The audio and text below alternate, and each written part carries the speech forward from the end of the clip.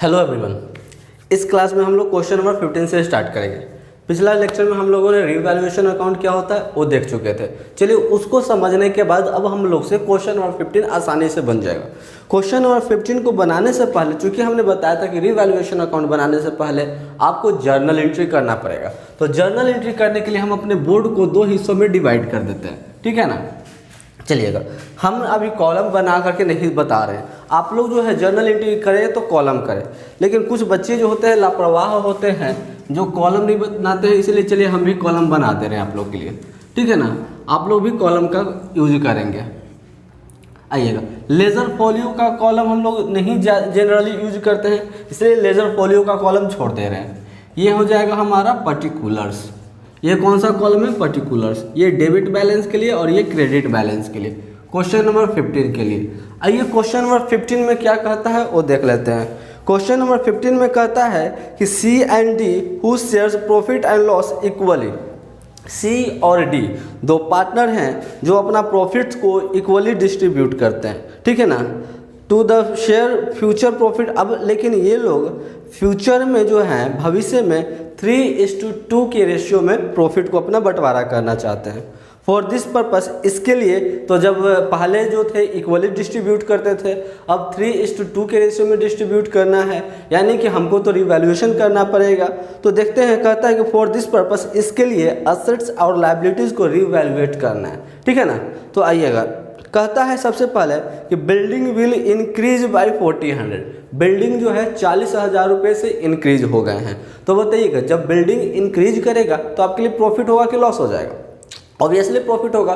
तो प्रॉफिट होगा तो कहाँ लिखेंगे? डेबिट में लिखेंगे। किससे हमको प्रॉफिट हुआ है? बिल्डिंग से प्रॉफिट हुआ है। तो चलिएगा, बिल्डिंग अकाउंट डेबिट कर देते हैं, ठीक है ना। Building account debit. और देख लेते हैं और ऐसा क्या क्या, पूरे सवाल को एक बार पढ़ लेंगे, ठीक है ना। पूरा एक सवाल को आप पढ़ लेंगे, उसके बाद देखेंगे कौन कौन सवाल से आपको प्रॉफिट होने वाला है, वो सभी को एक साथ लिखेंगे, ठीक है। और जिससे लॉस होने वाले हैं उसको अलग अलग लिखेंगे, उसको एक साथ लिखेंगे। या फिर आप हर एक के लिए अलग अलग कर सकते हैं। जैसे कि बिल्डिंग से हमको प्रॉफिट हुआ तो building account debit to revaluation account करेंगे। अगर मान के चलिए कि फिर हमारा फर्नीचर से प्रॉफिट होता है तो furniture account debit to revaluation कर सकते हैं। अगर हमारा क्रेडिटर कम हो जाता है, क्रेडिटर यानी कि हमको देना था 600 रुपये, आप देना है 500 रुपया, कम हो जाता है तो उसमें भी हमको बेनिफिट होता है। यानी कि लायबिलिटी डिक्रीज करता है फिर भी हमको बेनिफिट होता है। तो उस केस में भी हमारा क्या जर्नल एंट्री बन जाता है? Creditor account debit to revaluation account बन जाता है कि नहीं। तो ये सबको आप अलग अलग इंडिविजुअल भी लिख सकते हैं, या तो फिर आप सभी को मर्ज करके एक साथ लिख सकते हैं। तो हम मर्ज करके लिखना चाह रहे हैं, इसीलिए हम अभी बिल्डिंग को बेनिफिट हुआ तो बिल्डिंग को लिख लेते हैं। इसके बाद फिर बी नंबर में देखते हैं, furniture and creditor will be decrease. Furniture और क्रेडिटर कम हो जा रहा है। चलिए, फर्नीचर कम होगा तो उसमें तो हमको लॉस हो जाएगा, होगा कि नहीं होगा? हमारा फर्नीचर अगर कम होता है तो लॉस होता है। और अगर क्रेडिटर कम हो जाए तो हमको देना थे 600 रुपये, अब हमको देना है 500 रुपये, क्रेडिटर कम हो जाए तो प्रॉफिट होता है। तो जिससे प्रॉफिट होता है उसको भी हम डेबिट में लिख देते हैं, क्रेडिटर अकाउंट डेबिट, ठीक है ना। क्रेडिटर अकाउंट डेबिट ध्यान में रखेंगे। अभी हमने फर्नीचर से लॉस हुआ है इसलिए हम यहाँ पर फर्नीचर को लिख दे रहे हैं ताकि फिर बाद में भूले ना, ठीक है। अब आगे देखते हैं, अनरिकॉर्डेड लायबिलिटी को हमने रिकॉर्ड करे। 6,000 रुपये का लायबिलिटी था, यानी कि 6,000 रुपये हमको किसी को देना था, और रिकॉर्ड हमने नहीं कर रखा था। इट मीन्स हम तो भूल गए थे कि हमको देना भी है, लेकिन अब जब रिवैल्यूएशन बना रहे हैं तो हमको याद आया कि 6,000 रुपया जो था देना था, उसको तो हमको रिकॉर्ड करना पड़ेगा। तो रिकॉर्ड करना पड़ेगा तो अब हमको तो 6,000 रुपया देना पड़ेगा ना। तो देना पड़ेगा तो उसमें हमको क्या होगा? प्रॉफिट होगा कि लॉस हो जाएगा? लॉस हो जाएगा, है कि नहीं। किसके नाम से? अनरिकॉर्डेड लायबिलिटी के नाम से, ठीक है ना। अनरिकॉर्डेड लायबिलिटी, लॉस हो जाते हैं। इसके बाद फिर आगे देखते हैं, कहता है कि द जनरल रिजर्व में 40,000 रुपया है और पीएल अकाउंट में 20,000 रुपया। अच्छा, तो इससे तो खैर हमको यहाँ पर कोई लेना देना है नहीं, लेकिन जब क्लियर बोल दिया तो उसका तो बंटवारा होता है, उसको हम बंटवारा कर देंगे। फिर इसके बाद फिर आगे कहता है कि पास द नेसेसरी जर्नल एंट्री, यानी कि प्रॉफिट में हमारा बस इतना ही है। तो देख लेते हैं, बिल्डिंग कितने का था? 40,000 रुपये का बिल्डिंग था, ठीक है ना। फर्नीचर देखते हैं कितना से इंक्रीज हमारा किया है, सॉरी क्रेडिटर कितना से डिक्रीज किया है, तो क्रेडिटर हमारा 2000 से डिक्रीज किया है, यानी कि हमारे पास रिवैल्यूएशन में कितना हो जाएंगे, रिवैल्यूएशन के नाम से लिखेंगे ठीक है ना। रिवैल्यूएशन अकाउंट में कितना रुपया जाएगा, 42,000, 42,000 रुपया जाएगा। क्लियर है सभी को। नरेशन हो जाएगा क्या, being value increased and decreased, जो भी लिख दीजिए, या फिर आप ऐसे भी लिख दीजिए, being the value of building increased and the value of creditor decreased. ये तो नरेशन आपके ऊपर डिपेंड करता है किस तरह से लिखना है। अब लॉस हो रहे हैं हमारे पास फर्नीचर से और अनरिकॉर्डेड लायबिलिटी से, तो ये दोनों को तो हम क्रेडिट में लिखेंगे, तो डेबिट में हमारा कौन चला जाएगा, रिवैल्यूएशन चला जाएगा। ठीक है ना।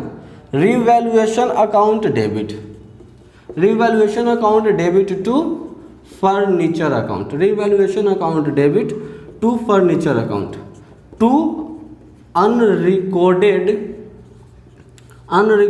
Liability account. ठीक है ना, to unrecorded liability account. Furniture में देखते हैं कितना रुपया है, फर्नीचर 4,000 रुपये का है। ठीक है, और ये देख लेते हैं अनरिकॉर्डेड लायबिलिटी कितने रुपये का है। अनरिकॉर्डेड लायबिलिटी जो है वह 6,000 रुपये का है, यानी कि कितना रुपया हो गया, 10,000 रुपया हो गया, जिसको हम डेबिट बैलेंस में दिखा देंगे। क्लियर है। Narration being decreased being furniture, सीधा ऐसे लिख दीजिए ना, being furniture and unrecorded liability settle कर दिए हैं या रिकॉर्ड कर दिए हैं, इंक्रीज या डिक्रीज कर दिए हैं, जैसे आपको लिखने का इच्छा उस तरह से आप करके लिख सकते हैं। ठीक है, अब आगे देखते हैं। इसके बाद फिर हमारे पास क्या था, इसके बाद जो था जनरल रिजर्व जो है हमारे पास 40,000 रुपया है। ठीक है ना, तो जनरल रिजर्व 40,000 रुपया है, तो इसका जनरल रिजर्व को किस तरह से बंटवारा करते हैं, general reserve account debit to partners capital account करते हैं, है कि नहीं। तो आइएगा general reserve account debit, general reserve account debit कौन कौन से पार्टनर्स थे, सी एंड डी, तो सीज का कैपिटल अकाउंट हो जाएगा, C's capital account to D's का कैपिटल अकाउंट। ठीक है ना, डीज का कैपिटल अकाउंट। आइएगा देख लेते हैं अमाउंट कितना है। तो हमारा अमाउंट जो है जनरल रिजर्व का जो है वह 40,000 रुपया, जनरल रिजर्व का कितना है, 40,000 रुपया। तो चलिएगा 40,000 रुपया। अब कौन सा रेशियो में बंटवारा होगा, 1:1 इक्वल रेशियो या न्यू रेशियो। तो ये तो रिवैल्यूएशन हो जाने के बाद से अब न्यू रेशियो लागू किया जाएगा, यानी कि अभी तक ओल्ड रेशियो पर, यानी कि 1:1। तो क्या हो जाता है हमारे पास 20,000 रुपये। इसके लिए भी हमारे पास कितना हो जाता है, 20,000 रुपये हो जाता है। क्लियर है। नरेशन हमारा क्या हो जाएगा, बीइंग जनरल रिजर्व को हम क्या कर दिए हैं, रिकॉर्ड कर दिए हैं। ठीक है ना। इसके बाद थोड़ा सा कॉलम को और इधर एक्सटेंड कर देते हैं, कॉलम को इधर और एक्सटेंड कर देते हैं। अब देखते हैं हमारे पास जो प्रॉफिट था वो कौन सा बैलेंस है, डेबिट बैलेंस है। ठीक है ना। प्रॉफिट जब डेबिट बैलेंस हो तो यह क्या दर्शाता है, यह जो है हम लोगों को लॉस दर्शाता है ना।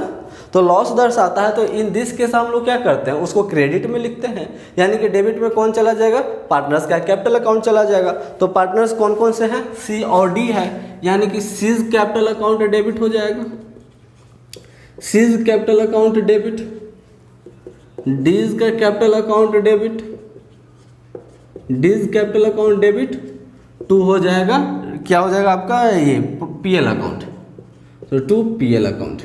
ठीक है ना। देखते हैं सी के साथ कितना रुपया था, पहले पीएल में देख लेते हैं कितना रुपये का था।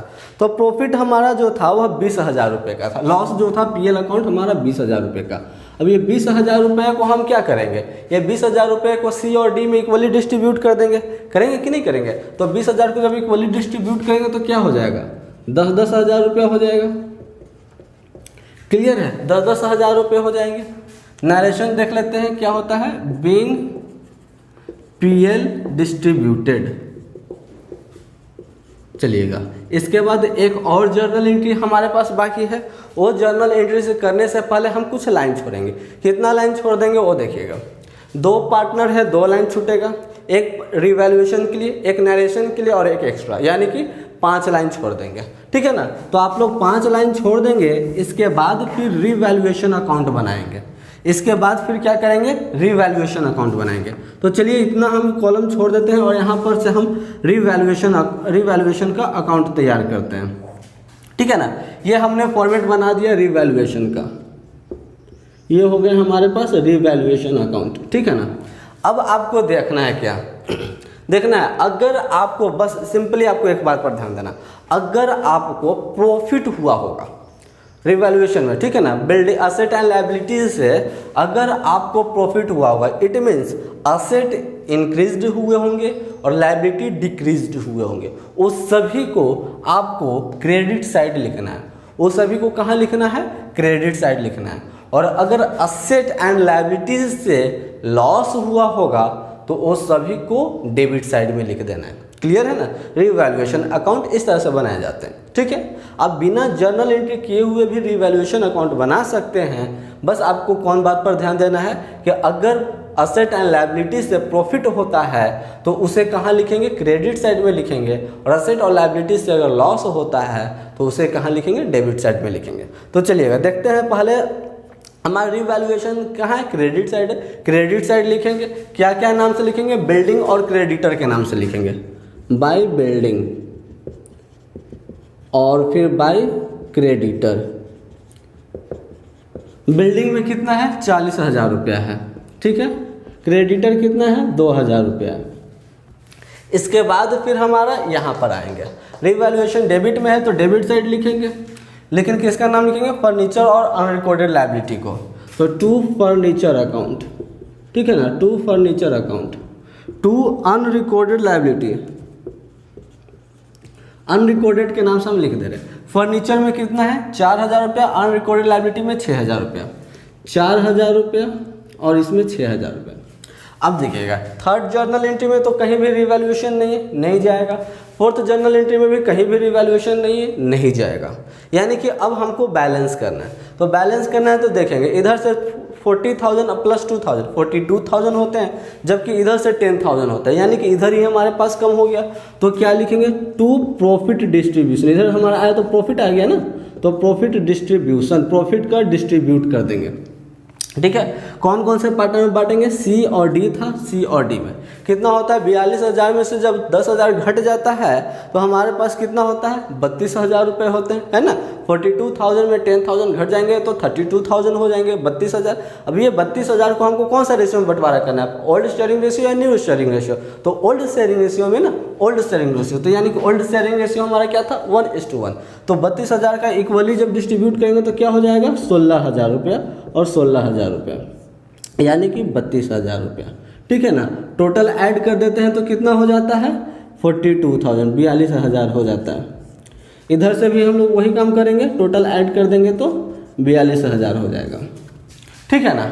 अब हमको जब प्रॉफिट ऑन रिवैल्यूएशन अकाउंट हुआ है, जब प्रॉफिट ऑन रिवैल्यूएशन होता है तो उसके लिए क्या जर्नल एंट्री होता है, रिवैल्यूएशन को हम डेबिट में लिख देते हैं, रिवैल्यूएशन अकाउंट हमारा हो जाता है डेबिट, रिवैल्यूएशन अकाउंट डेबिट।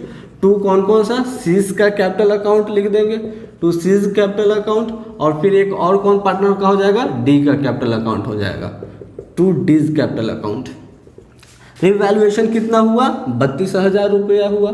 सी के अकाउंट में कितना रुपया जाएगा, सी के अकाउंट में 16,000 रुपया जाएगा, और डी के अकाउंट में कितना जाएगा, डी के अकाउंट में भी 16,000 रुपया जाएगा, ठीक है। नरेशन हमारा क्या हो जाएगा, नरेशन हमारा हो जाएगा being profit on revaluation, profit on revaluation distributed, distribute कर दिए हैं, ठीक है ना। प्रॉफिट ऑन रिवैल्यूएशन अकाउंट को हमने प्रॉफिट एंड जो भी रिवैल्यूएशन से जो प्रॉफिट हुआ था वो हमने डिस्ट्रीब्यूट कर दिया। और इस तरह से हमारा क्वेश्चन नंबर 15 जो है वह कंप्लीट होते हैं। चलिएगा अब हम लोग क्वेश्चन नंबर 16 की तरफ चलते हैं। क्वेश्चन नंबर 16 और क्वेश्चन नंबर 17 को हम लोग यहाँ पर डील करेंगे, ठीक है ना। क्वेश्चन नंबर 16 को बताने से पहले हम आपको बता दें कि क्वेश्चन नंबर 15 को हमने किस तरह से बनाया, जर्नल एंट्री करने के बाद रिवैल्यूएशन अकाउंट बनाया। लेकिन क्वेश्चन नंबर 16 को बिना जर्नल एंट्री किए बनाएंगे, यानी कि बिना जर्नल एंट्री के भी रिवैल्यूएशन अकाउंट क्या बनाया जा सकता है, ठीक है, क्या रीवैल्यूएशन अकाउंट को बिना जर्नल एंट्री के साथ बनाया जा सकता है? तो जवाब है बिल्कुल बनाया जा सकता है, क्योंकि आप लोग फॉर्मेट देख रहे हैं, आप लोग डायरेक्ट फॉर्मेट देख रहे हैं। इट मीन्स यू कैन पक्का से डायरेक्ट कि बन सकता है, इट कैन भी बन सकता है। चलिएगा, तो क्वेश्चन नंबर 16 की तरफ चलते हैं। तो कहता है कि the following in the balance sheet of S&T on 31 मार्च 2019, 31 मार्च 2019 तक एस और टी के बैलेंस शीट में कुछ दिखाया गया है। They share profit and loss in the ratio of 3:1। ये लोग अपना प्रॉफिट एंड लॉस को कैसे बांटते हैं? 3:1 में बांटते हैं। दे decided that in the future they will share profit equally. अब ये लोगों ने निर्णय लिया कि भविष्य में प्रॉफिट को बराबर बराबर बांटेंगे। ठीक है ना, टेबुलर फॉर्म में आपका दिया हुआ है तो उससे हमको कोई फ़र्क नहीं पड़ेगा। अब हम नीचे एडजस्टमेंट वाला पढ़ेंगे। अभी हमने बताया एक बात कि अगर हमें कोई भी चीज़ से असेट एंड लायबिलिटी से प्रॉफिट होगा उसे हम क्रेडिट साइड लिखेंगे, और अगर लॉस होगा तो उसे डेबिट साइड लिखेंगे। तो चलिए देखते हैं। कहता है कि on the date of change in profit sharing ratio they decided that the value of business premises be appreciated by 20,000। अच्छा, बिल्डिंग प्रीमिसेस यानी कि बिल्डिंग का भवन जो है वह असेट है कि लायबिलिटी है? असेट है। वह 20% से इंक्रीज कर गया तो प्रॉफिट होगा कि लॉस हो जाएगा? ऑब्वियसली प्रॉफिट हो जाएगा। इंक्रीज किया है तो हम क्रेडिट साइड, प्रॉफिट हुआ है तो क्रेडिट साइड में लिखेंगे। ठीक है ना, चलिए हम बिल्डिंग के नाम से लिख देते हैं, बिल्डिंग प्रीमिसेस। ठीक है, 20% से इंक्रीज कर गया। कितना था आपका? 1 लाख रुपया जो था बिल्डिंग प्रीमिसेस था। 1 लाख का 20% कितना होता है? 20,000 रुपया, यानी कि कितना हो गया? 1,20,000 रुपया हो गया। 1 लाख रुपया जो था बिल्डिंग प्रीमिसेस है, अब वह 20% से इंक्रीज हो गया, यानी कि 20% उसका और बढ़ गया। तो 1 लाख रुपया पहले से था और इसका 20% बढ़ गया, करेंट वैल्यू तो कितना हो जाएगा? 20,000 रुपया और बढ़ गया ना, यानी कि करेंट वैल्यू इसका कितना हो जाएगा? 1,20,000 रुपया हो जाएगा। तो कितना से बढ़ गया बिल्डिंग? 20,000 रुपया से बढ़ गया। ठीक है ना, इसलिए चलिए यहाँ पर हम लिखेंगे 20,000 रुपया। क्लियर है? आगे देखते हैं। Stock and furniture be reduced by 10%। Stock और फर्नीचर रिड्यूस हो गया। स्टॉक जनरली हमारा कहाँ होता है? क्रेडिट साइड में होता है ना। तो स्टॉक हमारा जब बैलेंस शीट बनाते हैं ना, तो बैलेंस शीट बनाते हैं तो उसमें भी स्टॉक हमारा किधर होता है? Credit side, sorry balance sheet बनाते हैं तो असेट साइड होता है। तो इट मीन्स असेट को उसको हम वैल्यूएट करते हैं। तो अगर एसेट जो है हमारा डिक्रीज हो जाता है, रिड्यूस हो गया यानी कि कम हो गया, तो प्रॉफिट होगा कि लॉस हो जाएगा? ऑब्वियसली लॉस हो जाएगा। किस किस से लॉस हो रहा है हमको? आपको सबसे पहले स्टॉक से लॉस हो रहा है। इसके बाद एक आइटम और क्या है आपके पास? स्टॉक के बाद जो है आपके पास फर्नीचर है। ठीक है ना, फर्नीचर से भी लॉस हो रहा है, तो ये हो जाएंगे फर्नीचर। चलिएगा, अब इसके बाद फिर हम आगे देखते हैं तो कितना से लॉस हो रहा है, और देखते हैं दोनों का 10-10% से लॉस हो रहा है। यानी कि पहले से फर्नीचर कितना, पहले स्टॉक देख लेते हैं। तो पहले से स्टॉक कितना था? 80,000 रुपया। उसका 10% जो है वह हमारे पास लॉस हो रहा है, यानी कि कितना? 80,000 का 10% कितना होता है? 8,000 रुपया। यानी कि 8,000 रुपया हमारे स्टॉक से लॉस हो रहा है। ठीक है ना। अब फर्नीचर से देख लेते हैं तो फर्नीचर कितना था पहले से? 4,000 रुपया। अब उसका 10% कितना हो जाएगा? 400 रुपये हो जाएंगे। क्लियर है? अब आगे देखते हैं। इसके बाद फिर हमारा आगे कहता है कि a reserve of 5% be credited on doubtful dept on book डेप्ट। कहता है कि 5% प्रोविज़न क्रिएट करना है। तो प्रोविज़न क्रिएट करना है तो इसके लिए जर्नल एंट्री क्या होता था? Revaluation account debit to provision for depreciation account, sorry provision for doubtful डेप्ट अकाउंट। यानी प्रोविज़न आपका रिवैल्यूएशन डेबिट में जाता था तो डेबिट साइड लिखेंगे, लेकिन नाम किसका लिखेंगे? प्रोविज़न का नाम लिखेंगे। तो चलिएगा, टू प्रोविज़न का नाम लिखेंगे। कितना है प्रोविज़न देख लेते हैं। आपका कितना कहता है? 5% जो है वह बुक डेप्ट पर क्रिएट करना है। तो बुक डेप्ट कितना है? बुक डेप्ट आपका अगर देखते हैं तो वह 64,000 रुपया। बुक डेप्ट कितना है? 64,000 रुपया। 64,000 का 5% कितना होता है? 3,200 रुपये होते हैं। तो ये हो जाएंगे 3,200 रुपये। अब आपको क्या करना है, सवाल तो खत्म हो गए। अब आपको जो है रिवैल्यूएशन अकाउंट बनाना, तो आपको पहले देखना पड़ेगा किधर ज़्यादा है। इधर 20,000 होते हैं, इधर से कितना होता है, इधर कम ही ऑब्वियसली कम हो रहा है, तो यानी कि इधर प्रॉफिट हो जाएगा। तो टू प्रॉफिट डिस्ट्रीब्यूशन, ठीक है ना, टू प्रॉफिट डिस्ट्रीब्यूशन। अब देख लेते हैं प्रॉफिट डिस्ट्रीब्यूशन किस तरह से निकाले जाएंगे। इधर से हमारे पास 20,000 रुपये होते हैं, 20,000 में से 8,000 घटाएंगे, 400 रुपये घटाएंगे, फिर 3200 रुपये घटाएंगे, तो कितना होता है हमारे पास जो है वह 8,400 रुपये होंगे, ठीक है ना। 8,400। कौन कौन से पार्टनर थे, एस और टी पार्टनर थे। कौन कौन से रेशियो में बांटना था 8,400 रुपये को, वो देख लेते हैं। तो ये जो थे 3:2 में बांटना है। 8,400 को 3:1 में बांटना था, ठीक है ना, 3:1 में, यानी कि 3/4, 3 एक एस के लिए और 3 + 1 4 जो हो गए टोटल। तो जब इसको हम सॉल्व करते हैं तो हमारे पास जो है वह कितना होता है 21, ये होता है ना। तो इसको जब हम 3 से मल्टीप्लाई कर दें, यानी कि 0,036, 6,300 रुपये हो जाते हैं, ठीक है ना। सिमिलरली अब हम अगर टी की बात करें तो 8,400 गुना 1/4, यानी कि ये हो जाते हैं 2,100 रुपये, ठीक है ना। यानी कि इसका कितना हो जाएगा 2,100 रुपये हो जाएगा। दोनों को ऐड कर देते हैं तो 8,400 रुपये हो जाते हैं, ठीक है ना। टोटल जोड़ देते हैं तो 20,000 रुपये दिख रहे होंगे, ठीक है।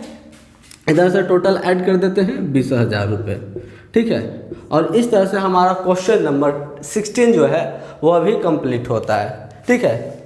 अब आप लोग जो है इसका थोड़ा सा स्क्रीनशॉट लेना चाहें तो स्क्रीनशॉट ले, कोई दिक्कत नहीं है।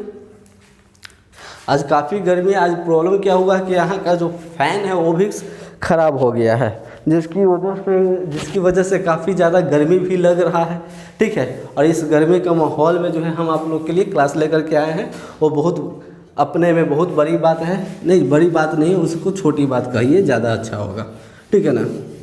आप लोग को बहुत देखने में भी लग रहा होगा, काफ़ी पसीना चल रहा है मुझे। अब चलिए क्वेश्चन नंबर 17 की तरफ चलते हैं। तो क्वेश्चन नंबर 17 में कहता है कि when revised value are not be recorded, revised value को रिकॉर्ड नहीं किया गया है। तो इस केस में देख लेते हैं हमको करना क्या है, बनाना क्या है। सिर्फ रिवैल्यूएशन बनाना है कि जर्नल एंट्री करना है, या सिर्फ जर्नल एंट्री करना है, या दोनों बनाना है। तो देखते हैं, you are required to record the necessary journal entry and prepare revaluation account, यानी कि जर्नल एंट्री बनाना है। तो हमने तो रिवैल्यूएशन के लिए बना दिया, तो एक काम क्यों ना करते हैं कि जर्नल एंट्री हम ये साइड लिख देते हैं, ठीक है ना। तो चलिए जर्नल एंट्री के लिए हम यहाँ पर कॉलम बना दे रहे हैं। चलिएगा, ये हो जाएंगे हमारे जर्नल एंट्री के लिए कॉलम। अब देखते हैं, पहले तो आपका जो है कहता है सुलेखा और सक्सेना जो है एक फर्म का पार्टनर है। ध्यान में रखेंगे, सुलेखा और सक्सेना जो है एक फर्म में पार्टनर है, जो अपना प्रॉफिट को 2:3 में डिवाइड करते हैं। देयर बैलेंस जो है, इन लोग का बैलेंस जो है 31 मार्च 2019 तक इन लोग का बैलेंस दिखा रहा है, जो कि कुछ टेबल में दिए गए। कहता है कि रिवैल्यूएशन ऑफ असेट, असेट का रिवैल्यूएशन करना है। असेट अब जो है 3 लाख रुपया हो गया। अब असेट कितना हो गया 3 लाख रुपया हो गया। पहले से देख लेते हैं असेट टेबल में कितना था हमारा, असेट में जो असेट में लैंड जो था 3 लाख रुपया हो गया।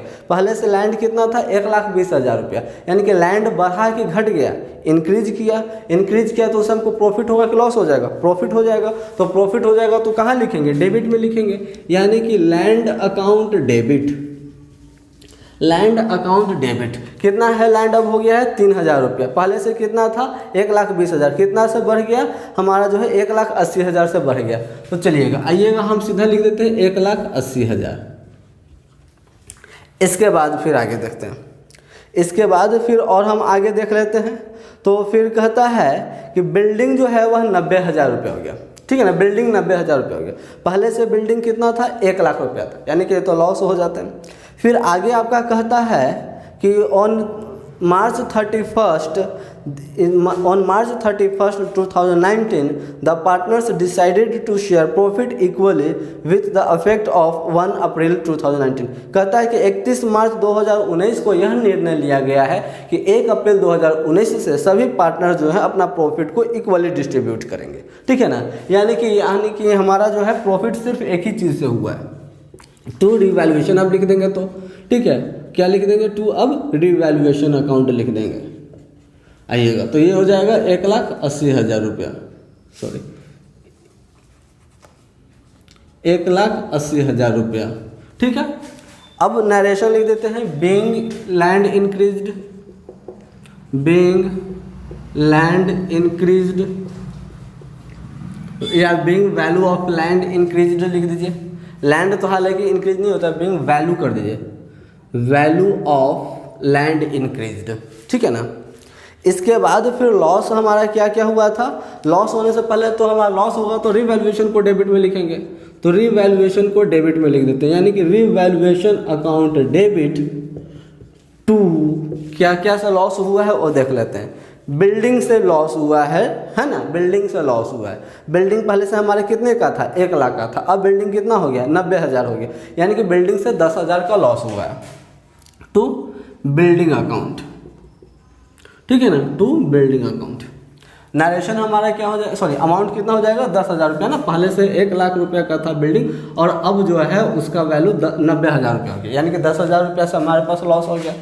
नरेशन हमारा क्या हो जाएगा, बीइंग वैल्यू ऑफ बिल्डिंग क्या हो गया, डिक्रीज्ड, बिल्डिंग का वैल्यू क्या हो गया, डिक्रीज्ड हो गया। ठीक है, अब तो हमारा सारा सवाल कंप्लीट हो गया। अब हमको क्या करना है, लाइन छोड़ना है। कितने पार्टनर है देख लेते हैं, सुलेखा और सक्सेना, ये 2 पार्टनर है, तो 2 पार्टनर के लिए, एक रिवैल्यूएशन के लिए, एक नरेशन के लिए और एक एक्स्ट्रा, 5 लाइन छोड़ देंगे। चलिए यहाँ पर हम छोड़ देते हैं। इसके बाद हमको रिवैल्यूएशन अकाउंट बनाना है, तो जिससे प्रॉफिट होता है उसको क्रेडिट साइड लिखते हैं। तो प्रॉफिट किससे हुआ है, हमें लैंड से प्रॉफिट हुआ है, तो बाई लैंड लिखेंगे कितना रुपया, 1,80,000 रुपया। लॉस हुआ है किससे, हमको बिल्डिंग से लॉस हुआ, तो बिल्डिंग में इधर लिख देंगे बाई टू बिल्डिंग के नाम से 10,000 रुपये। यानी कि अब देखते हैं तो अगर ओवरऑल देखते हैं रिवैल्यूएशन से हमको प्रॉफिट हुआ कि लॉस हुआ, तो क्रेडिट साइड ज़्यादा है, डेबिट साइड कम है, यानी कि प्रॉफिट हुआ। तो to profit distribution, to profit distribution. ठीक है ना। कौन कौन पार्टनर थे एक बार फिर से देख लेते, सुलेखा और सक्सेना, सुलेखा और सक्सेना। ठीक है ना, देख लेते हैं। 1,80,000 में 10,000 घट जाएगा तो कितना हो जाएगा, 1,70,000 हो जाएगा।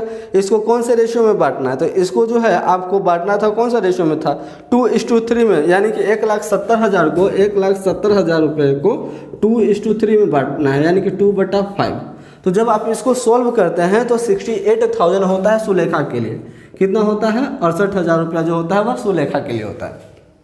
अब सक्सेना के लिए देखते हैं तो क्या कर देंगे, यहाँ पर 3 कर देंगे, है कि नहीं। तो इसके लिए जो है 1,02,000 रुपया होता है, 1,02,000। ठीक है, टोटल जोड़ देते हैं तो 1,70,000, इधर से टोटल ऐड कर देंगे, अब कितना हो जाएगा, 1,80,000।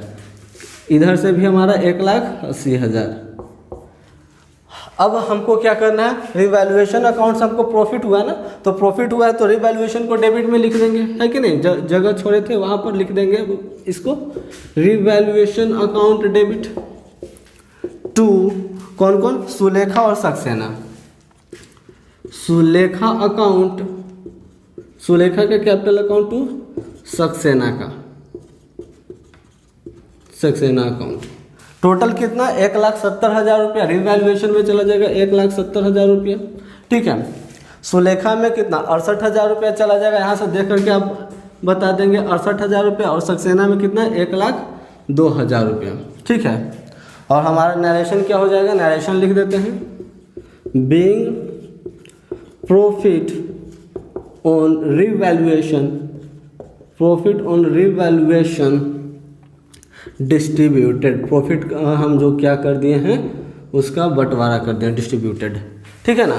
और इस तरह से हमारा जो क्वेश्चन नंबर 17 जो है वह भी कंप्लीट होता है। इसके साथ साथ आज काफ़ी गर्मी लग रहा है, जिसकी वजह से आज जो है इतना तक ही सीमित करते हैं। तब तक के लिए रुकते हैं, मिलते हैं अगले क्वेश्चंस के साथ अगले वीडियो में।